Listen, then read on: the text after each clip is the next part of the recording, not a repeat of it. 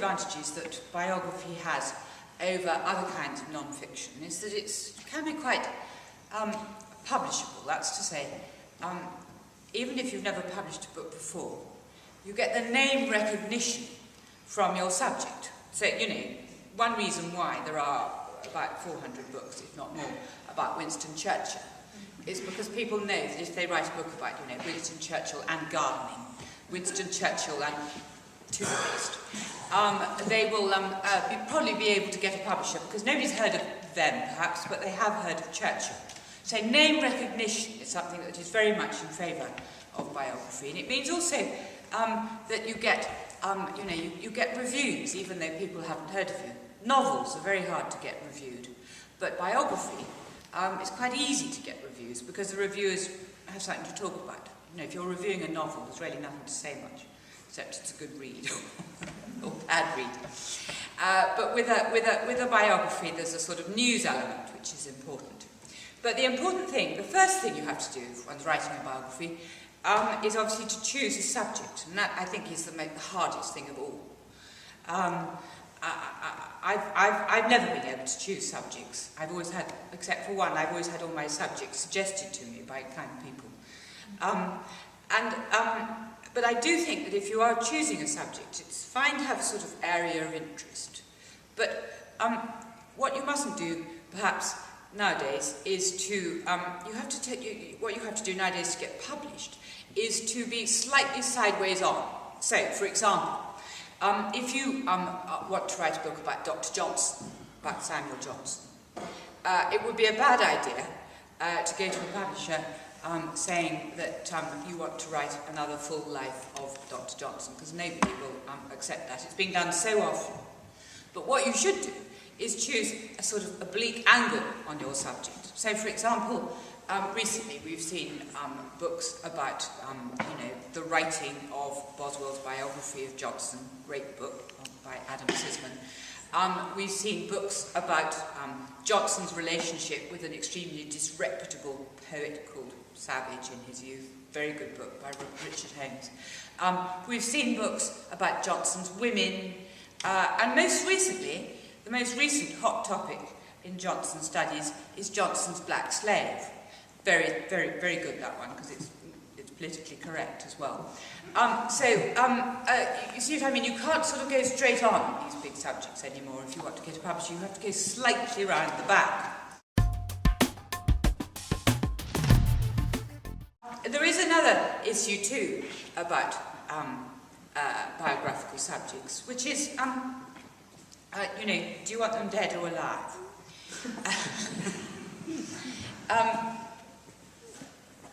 It used to be thought that one had to write biographies of dead people for the simple reason that you can't libel the dead, and obviously therefore you're much freed up about what you say. And obviously with living people, either you're going to annoy them, or you're going to have to write a book in collaboration with them, which means that your hands are probably going to be tied. But I've noticed a new trend relatively new trend amongst biographers, which is to sort of revert to the 18th century and do what Boswell did about Johnson and find somebody who's nearly dead. That's what you need. And spend a lot of your time interviewing them, which of course is how James Boswell wrote his brilliant book about Johnson, by spending, a huge amount of time going around writing down everything that the great man said, and then when the great man was dead, he compiled it into a book. But this is happening very much around us today. I mean, if you look, for example, the biography that's got most notice this year is Charles Moore's Life of Margaret Thatcher.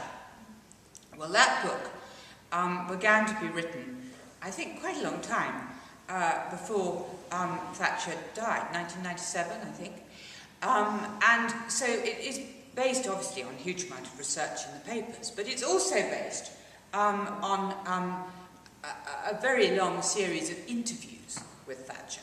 And the great thing about having somebody who's nearly dead, so long as they haven't, so long as their memory is more or less okay, is that you get a much more sort of vivid picture than you do from, well, letters, I think, particularly that politicians write.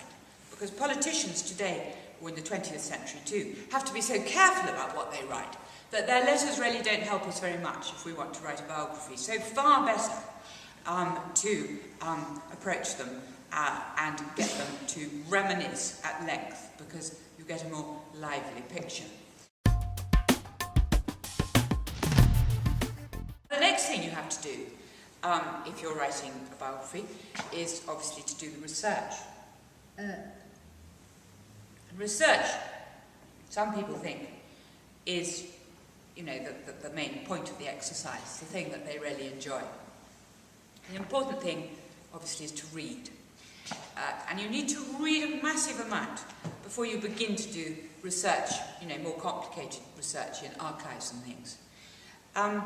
I think that one of the things that one learns is that it's always probably rather a mistake to start too early on if you're working on a subject in the archives or doing the interviews. Because what you really need to do first is to know what the questions are and to get on top of the subject. So you really have to immerse yourself in the books, in the history, travel to the places, see the houses, talk to, don't do the talking, but do the reading first. And then, only then, should you approach the archives. Biographers love letters. I mean, basically, you know, biographers like me, we are really rather the sad people. The first thing we have to do is sort of get a life, somebody else's life. And the second thing we enjoy doing more than anything is reading other people's letters. Both of which are rather sort of pathetic occupations when you think about it. But biographers have a sort of obsession, a sort of fixation with getting their hands on the letters. And there are famous sort of fights in the history of biography about people trying to get access to the archive and the problems that they have.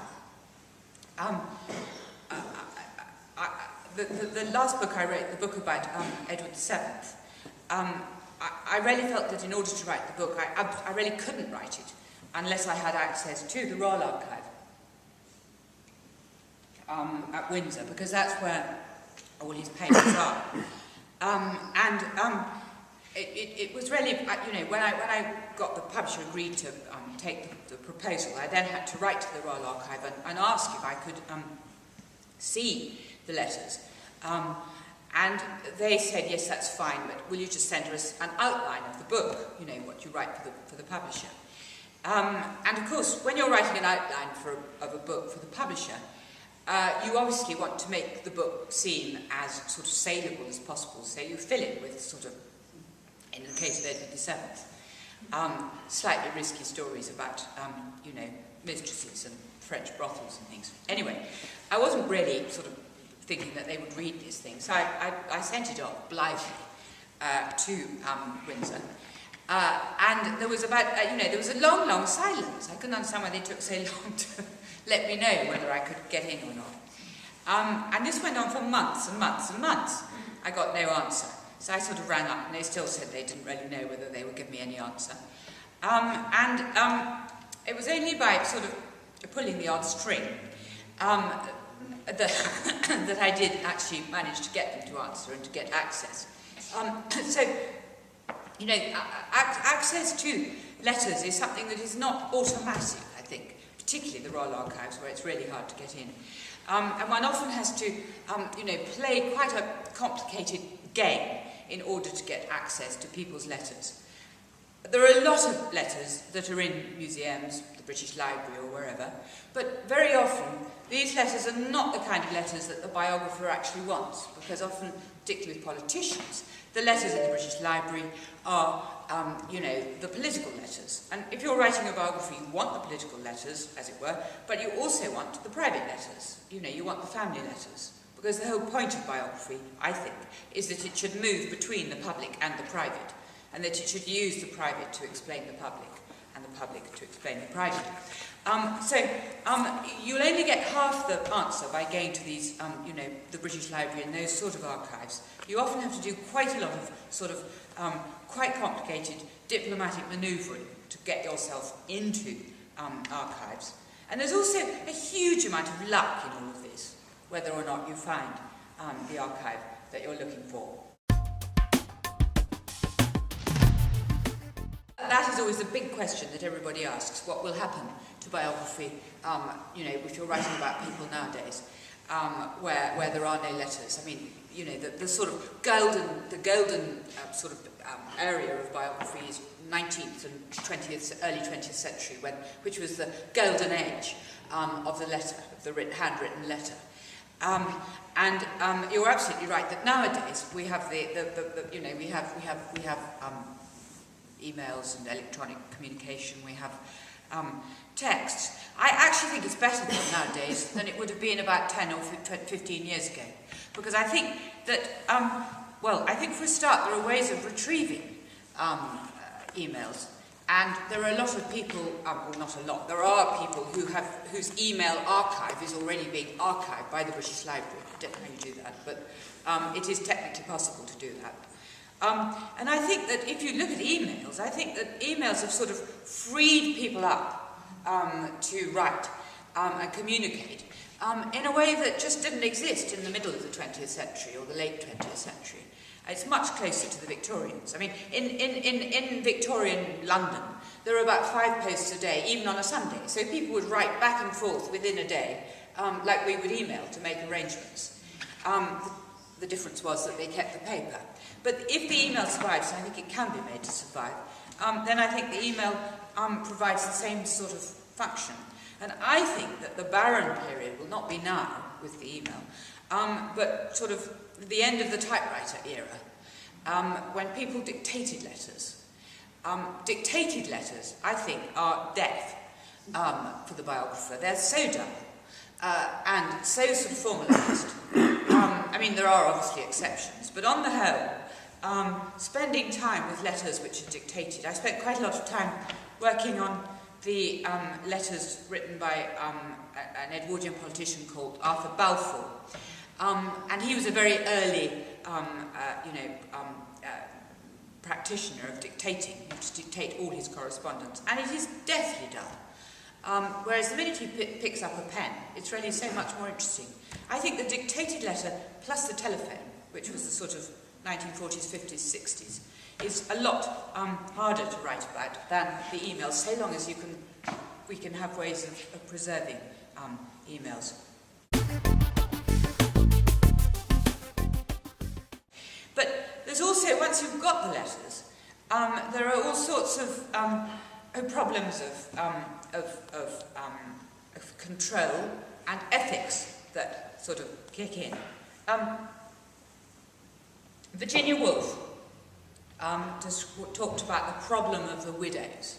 What she meant was the idea that the great man gives the biographer the papers and says, write the authorised biography of the great man. And that is all fine. But the condition of that is that the work must please the widow. And the widow exercises control over what you say. And there was a sort of classic example of this, was the biography of Kipling, the writer, when Kipling's daughter, who's called Elsie Bainbridge, I think, actually totally suppressed one of Kipling's biographers, saying the book was completely unacceptable and she wouldn't allow it to be published. So the widow can exercise a direct control, or the widow can just make sure that the biography is, there are silences where we think there might be, we rather want to know what happened. Not lies, but people don't actually say, they leave out the scandals, they leave out the illegitimate children, they leave out the mad members of the family, and provide a very censored view. And then, even if you don't have the problem of the widow sort of looming over you, as a biographer you do have a problem, a sort of self-censorship problem. You have a problem, you have to decide, you know, how much you're going to put in, whether some of the things that you might publish, you want to write about, might be upsetting to the family, might cause, you know, why, you know, there's a basic problem. Once the biographers start writing about the person's life, they're sort of taking it over. And so when the family reads this book, they might very well hate it. And the biographer might feel, often does feel, that, you know, they didn't mean to cause offence by saying something or other, but actually they have unintentionally caused massive offence. I wrote a book about the architect, Edwin Lutyens, and you know, I had to talk about the houses that he designed a certain amount. And so I just sort of wrote about them, what I thought about them. I mean, the houses aren't people, after all. And there was one house in Somerset, in Mells, not Mells itself, but a new house that Lutyens built near Mells, which I said was, you know, an example of Lutyens' worst style, extremely sort of pompous and boring house. You know, I just wrote that. And then somebody bought the book, and they gave it as a present to the people who lived in this house. So these people, you know, flicked through the index and found this ridiculous comment, which was, I mean, totally, you know, not at all. I hadn't been. You can unintentionally cause great damage, and very often, or harm, hurt, and very often, I think, the things that one is really worried about don't cause, you know, don't cause upset to people. Perhaps partly because one's thought about them so much, but it's the sort of unintentional wounds that one causes as a biographer that cause upset. I mean, for example, in the book I wrote about Edward VII, I wrote a great deal about a fellow called Canon Dalton, who was the tutor of Edward VII's two sons, the future King George V and another one called Eddie, who died at the age of 28, the eldest son. And both of these boys were incredibly, you know, they learned really, they were terribly badly educated. They really didn't know, I mean, they really, you know, they wouldn't have got into any university, let alone Buckingham.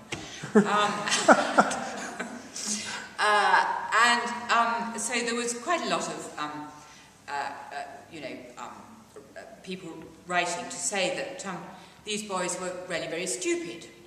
But it seemed to me that they weren't all that stupid, and that far more responsible for their lack of education was the way in which they were taught, which was by this appalling, who I thought was appalling, called Canon Dalton, who had been their tutor when they were small, and wanted to hang on to the job when they became 13, of an age to go to public school. And so persuaded first Queen Victoria and then the parents of the boys that the boys were far too backward to be allowed to go to Wellington College, which was the school they were expected to go to. And it would be much better to send them first of all to a naval training ship, and then later to send them around the world for 2 years where they wouldn't meet any other children with whom they could be compared.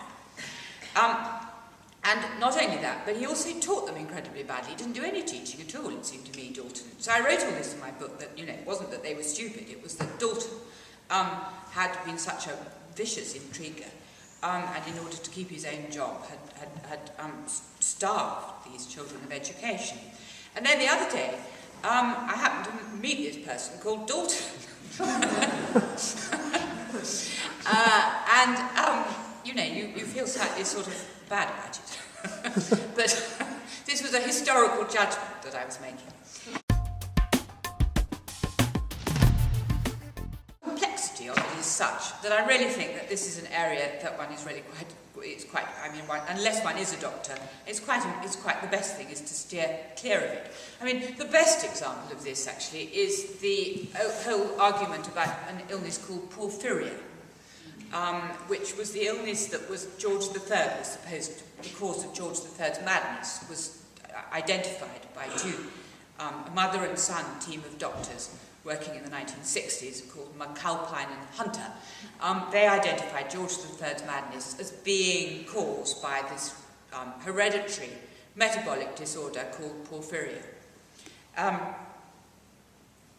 And everybody wrote that down in their books, that it was, that this is what the George III had, and also probably his children, hence the peculiar behaviour of the Prince Regent.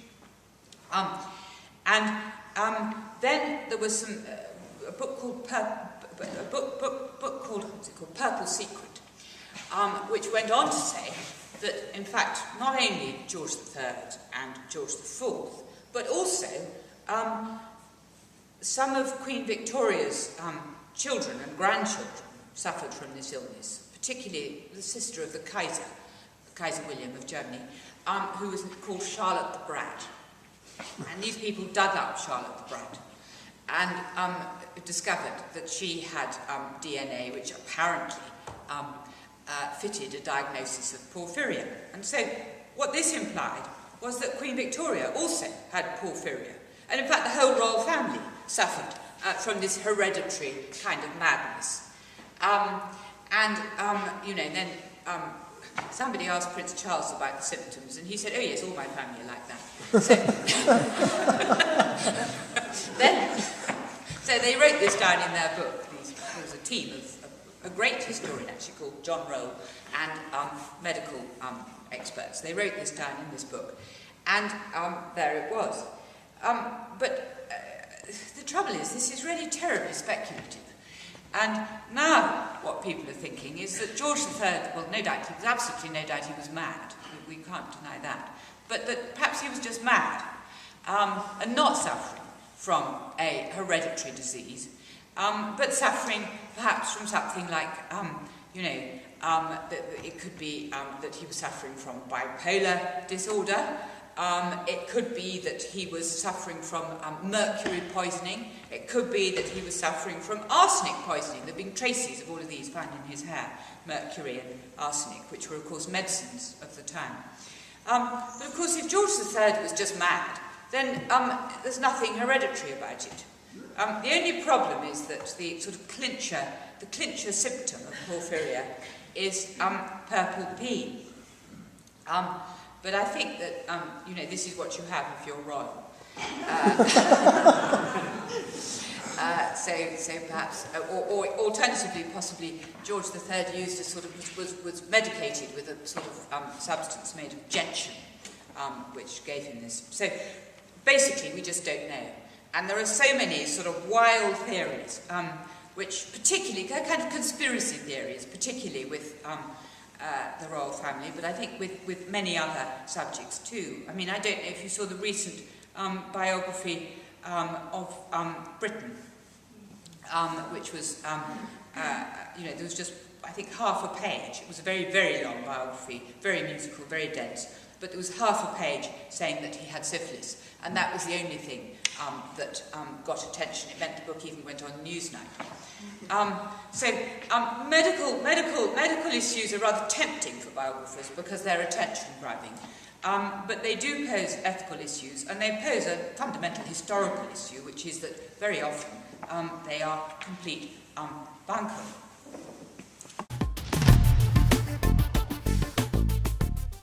But then finally, having done all this research, you then have the question of writing the book. And there are two schools of thought. Some people think that you should finish all the research and then write the book. Other people think that you should just start writing when you feel like it and then do the research as and when. And I don't think you can do either. I don't think there's any one answer. But I think that what is happening though now is that there is a growing pressure on biographers to write books with sort of stories. It's terribly easy if you're a biographer just to write a book which begins, X was born on such and such a date, and then go on to, he died. This is called the cradle to the grave approach to biography. And it basically means you just give one thing after another. And that each chapter is a sort of block of years without much point, and that the thing is remorselessly chronological. And this is the sort of biography one's not supposed to write anymore. Biography today is supposed to be becoming much more carefully structured.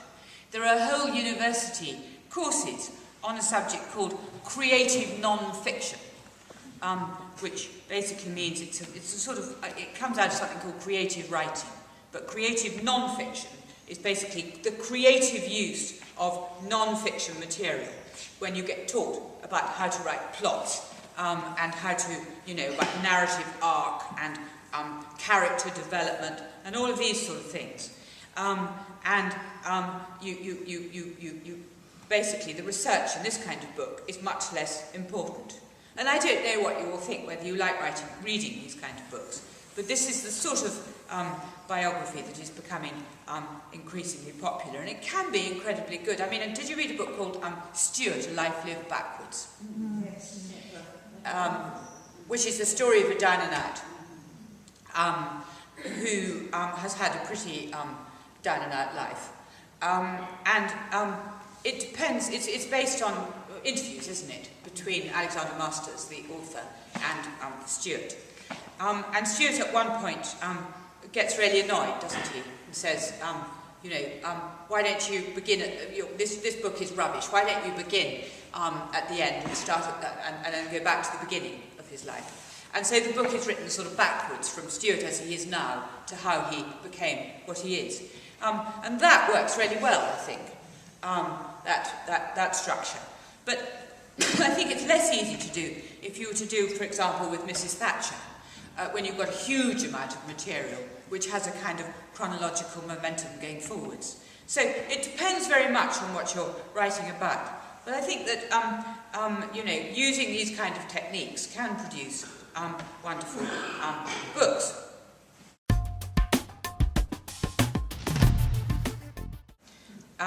Some people hate writing and love the research, and some people love the writing and resent the time spent on research. I think the important thing about writing is to have continuous time. I think it's really hard to write if your time is constantly chopped up by having to go to work.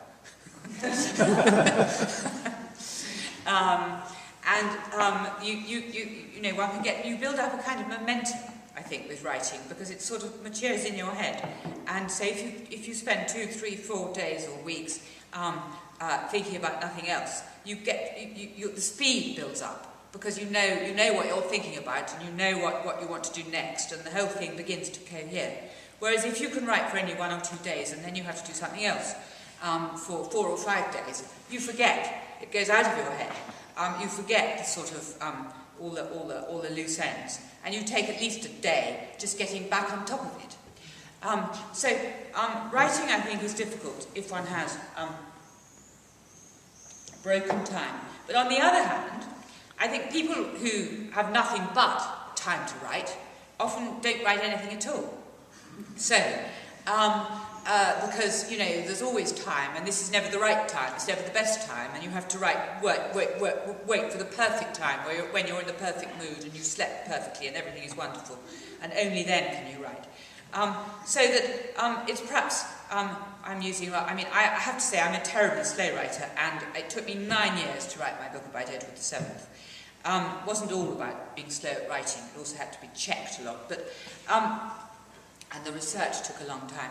But I think perhaps it's terribly easy. One of the things that writers do is to make an enormous amount of excuses, any excuse, either to put things off or to explain why they've been so slow.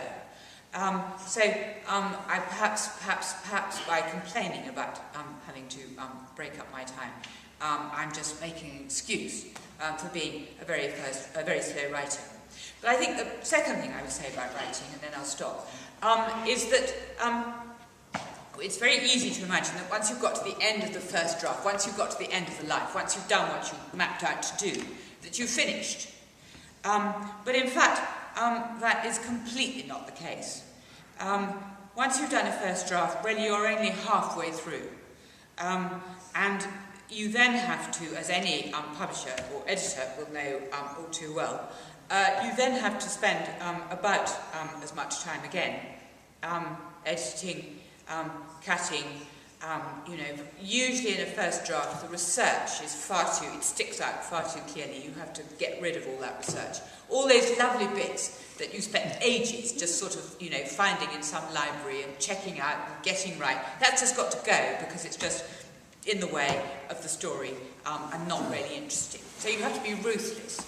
And that's why you need an editor. And that's why it's very sad that in publishing today, there are fewer and fewer proper editors. What you get in publishing today is people who commission books and people who copy edit books. So they make sure that your semicolons are all right and your spelling is okay and your footnotes are in order. But I think it's getting increasingly rare to find proper editors. And a proper editor is somebody who, you know, you write your manuscript and you send it off and it comes back absolutely covered in red ink and pencil marks and crossings out. And there are some authors who refuse to take a blind bit of notice of any of this because they're so arrogant. And there are other authors who love it. I think you really do. One really does need it. You need somebody who is going to engage with your text. And the point about a good editor is that what they're doing is getting into the writer's head. What they're doing is saying, well, actually, this is what they really wanted to say. And they should have said it this way by moving this sentence here and that sentence there and cutting out that paragraph and putting that one over 6 pages later. And then it would come out much better. And a good editor is never putting their self first. They're always able to make this imaginative leap to understand what the writer is trying to say and to edit the text accordingly. And it is, as I say, a dying skill in publishing houses. It still happens a bit. I've always been incredibly lucky that I have a good editor, but it's something that is not happening as much as it should.